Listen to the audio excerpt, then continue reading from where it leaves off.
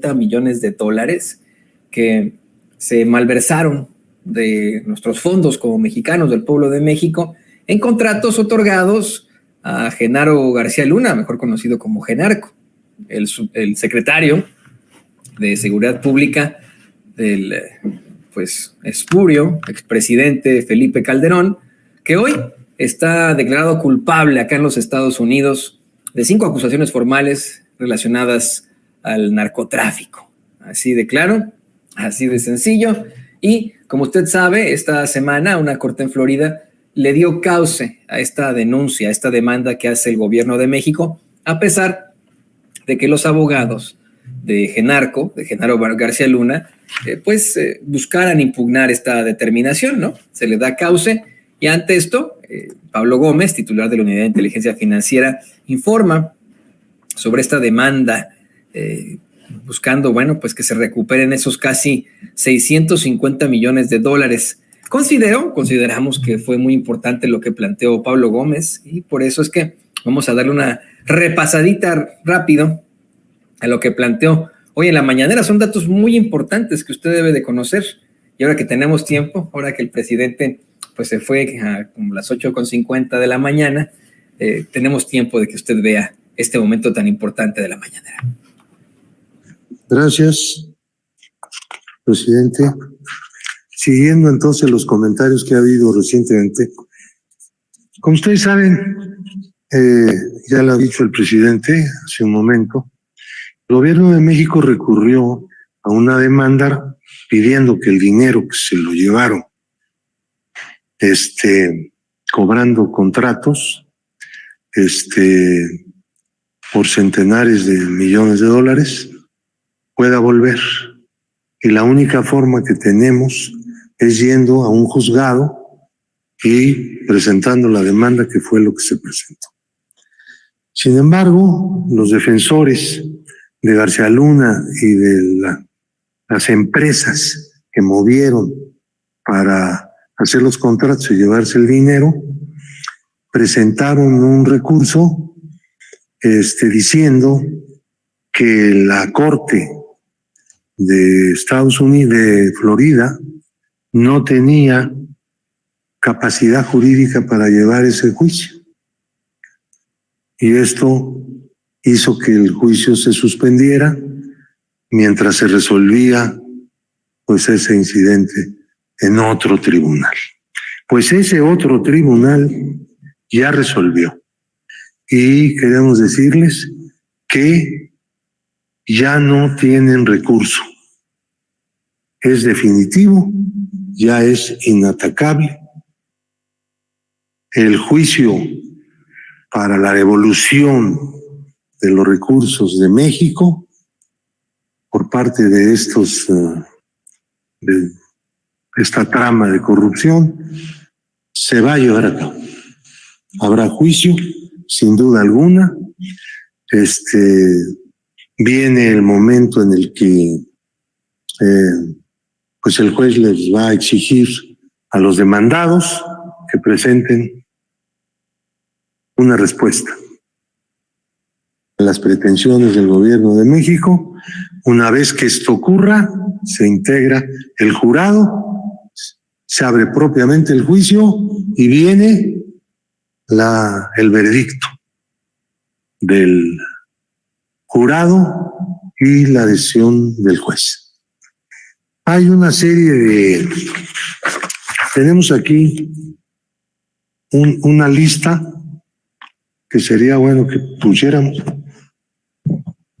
una lista de personas y empresas demandadas en Florida y la cantidad de dinero, ahí está, ¿no? La lista, empieza con García Luna y sigue con Linda Cristina Pereira Gálvez, Mauricio Samuel Weinberg, Silvia Donna Pinto Weinberg, Jonathan Alexis Weinberg Pinto, Nathan Juancier Taú, José Francisco Niembro González, Marta Virginia Nieto Guerrero de Niembro, Y luego ya empiezan las empresas, que como tales, además de sus directivos y sus accionistas, como tales empresas también han sido demandadas, porque fueron los instrumentos y los que firmaron los contratos y los que hicieron todo pues se llevaron el dinero. Numbac Technologies, Gould Holding, GLAC Security Consulting Technology, Risk Management, y esta GLAC es propiedad personal de Genaro García Luna y de su esposa. Y estos hicieron varias actividades dentro de la trama corrupta, pero una que destaca mucho. Le fueron y le cobraron a la Procuraduría General de la Ciudad de México más de 26 millones de un supuesto adeudo que tenía con ellos, pero no hay papeles, nunca hubo adeudo, nunca nada, y simplemente llegaron y cobraron y se fueron. Así como llegar a una ventanilla y recibir dinero. Eso lo hacían en muchísimos casos. Así es como operaba. Esta situación es emblemático, esto que estamos viendo. Aquí hay un total de 645.966.199 dólares. Multiplíquenlo por 17 y pico. Se están haciendo menos pesos porque ya nos urge entonces rescatar todo lo que se pueda de esos dólares. Y 315.266.667 pesos. Esta tabla está dividida en dos partes. Y eso requiere un comentario. Del 1 al 5 fueron operaciones hechas durante el periodo de gobierno de Felipe Calderón, por un total de 225.212.906 dólares. Y la segunda parte, en el periodo de gobierno de Enrique Peña Nieto, que fueron 420.753.293 dólares y 315.266.667 pesos. Es transseccional esta trama de García Luna. No se quedó en el tiempo en que él fue secretario de Seguridad Pública. Siguieron operando con el nuevo gobierno. Por lo tanto, la lista de personas involucradas que fue dada aquí en ocasión anterior, aquí mismo, en esta conferencia de prensa, pertenecen a dos gobiernos, todos ellos. Entonces, también esto es emblemático porque nos habla, nos muestra, es un caso concreto en el que se muestra cómo operaba el sistema de la corrupción durante 60 o 70 años. Creo que me estoy quedando corto, porque esto empezó en los años 50, cuando se formó en el presupuesto nacional el ramo que se llamó después 23, que eran los gastos discrecionales del presidente de la República. En el presupuesto había un gran lugar en donde el presidente repartía de acuerdo con sus decisiones políticas y personales.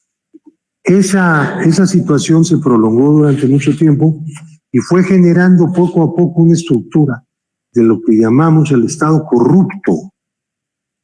No es que en México hubiera corrupción como la puede haber en cualquier parte.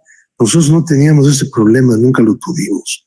Nosotros tuvimos una estructura de Estado corrupto cuando la corrupción se conformó en uno de los principales instrumentos de la gobernanza del país. Por eso llegó a todas partes. Por eso se extendió. El Estado es la corporación de la sociedad que tiene pues mayor presencia, mayores recursos, mayor injerencia en todas las actividades económicas, sociales, culturales, etcétera. Un Estado corrupto se mete a todas partes y tiene que ir incorporando a más y más gente. Eso fue lo que nos ocurrió como fenómeno. Siendo la corrupción uno de los principales instrumentos de la gobernación del país, se presentó en la empresa, en la escuela, en todos lados. Llegó a todas partes. No solamente era el presupuesto, era también toda la gestión pública la que fue víctima de la corrupción como sistema. Esto que nos diferencia hace que el problema sea más complejo en México. Este es el primer gobierno que declaró desde el principio, bueno, lo declaró desde antes de ser gobierno, que era una de las fundamentales planteamientos programáticos, que declaró y que ha actuado para desmantelar el Estado corrupto. Sin embargo, este inmenso problema pues va a tener que continuar. Es importantísimo que continúe. Esto que por primera vez tuvimos, nunca un gobierno se propuso combatir el sistema de la corrupción. Nunca. Era parte del sistema de la corrupción. Llegó un momento en que Carlos Salinas reorganizó el sistema de la corrupción. No solo lo elevó, sino también introdujo una serie de elementos organizativos. Lo perfeccionaron. Este es uno de los países del mundo en donde los neoliberales no solamente trasladaron propiedad pública a manos de corporaciones privadas e individuos, sino que siempre se hizo en esquemas de corrupción y no en todos los países se hizo igual.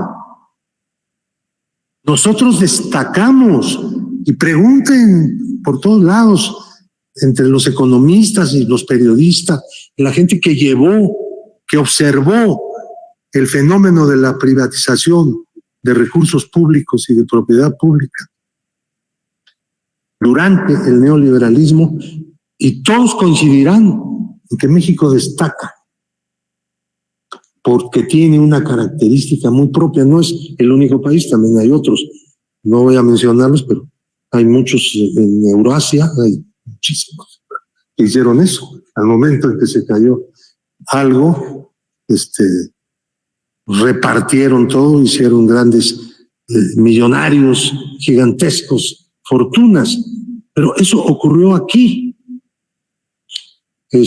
También, y es característica de México. Entonces, la lucha contra el Estado corrupto lo podemos ver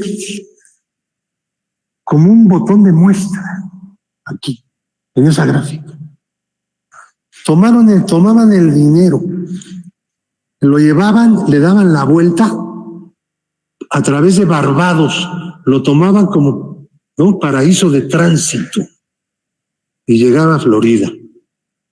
Bueno, no es nada raro que García Luna haya escogido Florida para ir a hacer ahí su residencia. Este conglomerado empresarial, claro que le daba dinero a García Luna. Como nosotros descubrimos unas entregas de $10 millones, pues ahí está la evidencia para poder reclamar ese dinero y todo lo demás. Eso fue lo que hizo el gobierno de México. Este acontecimiento es algo que nunca había hecho el gobierno. El gobierno mexicano en la historia ha hecho muchas reclamaciones internacionales, muchas, pero un juicio de este tipo, de una trama de corrupción para recuperar el producto de la corrupción, no hay registro. Porque esta es una característica nueva que está teniendo ya México. Es decir, un aparato público, una dirección del Estado, pues, básicamente del gobierno, que le declara pues la guerra, por decirlo así. No está bien usado ese término. Tendríamos que decirle que se ha declarado pues la acción permanente, continuada, sistemática, enérgica, en contra del Estado corrupto para desmantelar. Esta es una muestra. Hay muchísimas otras, ¿no?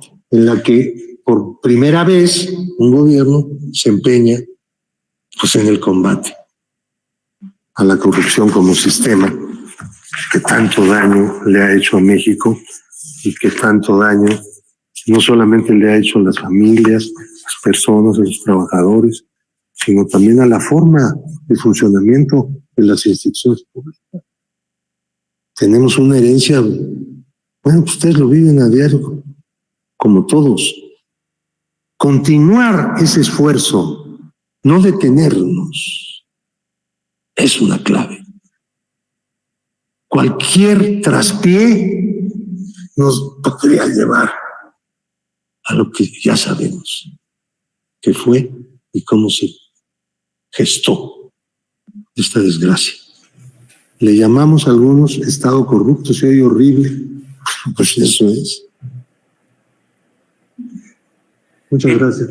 Por eso es que va a ser muy difícil, muy difícil llenar los zapatos de Andrés Manuel López Obrador. ¿Usted cree que alguien podrá llegar después a hacer este tipo de conferencias mañaneras y llevar a alguien como Pablo Gómez, que por cierto no nos ha querido dar entrevista, pero eso es otro tema, de llevar a Pablo Gómez a dar estos datos sobre Genaro García Luna, sus cochinadas con una cantidad de empresas horrendas en tiempos de Calderón, en tiempos de Enrique Peña Nieto? Va a ser muy difícil llenar estos zapatos al hablar de esa continuidad que está planteando en la mañanera Pablo Gómez, titular de la Unidad de Inteligencia Financiera, en cuanto a lo que nos interesa, en cuanto a este tipo de casos, como la demanda que existe aquí en Estados Unidos, en el estado de Florida, en contra de Genaro García Luna, por esos aproximadamente 650 millones de dólares que, pues vamos, habría malversado de la hacienda pública de todos nosotros como mexicanos. Así que bueno, ahí tendríamos que estarlo revisando, no solamente en un juicio civil acá en los Estados Unidos. Si estos contratos se dieron en tiempos de Enrique Peña Nieto y en tiempos de Felipe Calderón, ¿no deberían estar investigando allá en México a Calderón y a Peña Nieto? ¿Por qué acá en Estados Unidos sí se transmutan este tipo de sentencias, de situaciones? Bueno, no en todos los casos. Le mostrábamos al principio de esta transmisión como un juez de Texas, a pesar de que le presentaron ahí todas las pruebas, a pesar de que detuvieron a esta regidora panista con 42 kilos de coca, dice que no hay indicios para detenerla por eso y la tienen todavía detenida ahí en Texas, pero por cuestiones migratorias. Creo que son las cosas, ¿no? En todos lados se cuecen habas. Pero bueno, ¿por qué acá en Estados Unidos, quitando este caso, hasta el presidente de los Estados Unidos, Donald Trump, enfrenta las consecuencias y allá en México no? Allá en México nada pasa con alguien como Felipe Calderón, que no solamente está acusado de este tipo de circunstancias corruptas, de estas cochinadas, sino de crímenes de guerra. Está acusado de eso, de crímenes de lesa humanidad ante la Corte Penal Internacional. ¿Por qué sigue libre y muy feliz allá en España junto con Enrique Peña Nieto? Ya también está Enrique Peña Nieto en España. No se vale, ¿no? Pero bueno, tomando las palabras de Pablo Gómez, estoy convencido de que tenemos que seguir fiscalizando este tipo de circunstancias, no quitar el dedo del renglón y buscar que nos regresen al menos esos 650 millones de pesos, que es un algo, de verdad, un algo de todo lo que nos han robado a los mexicanos. Y bueno,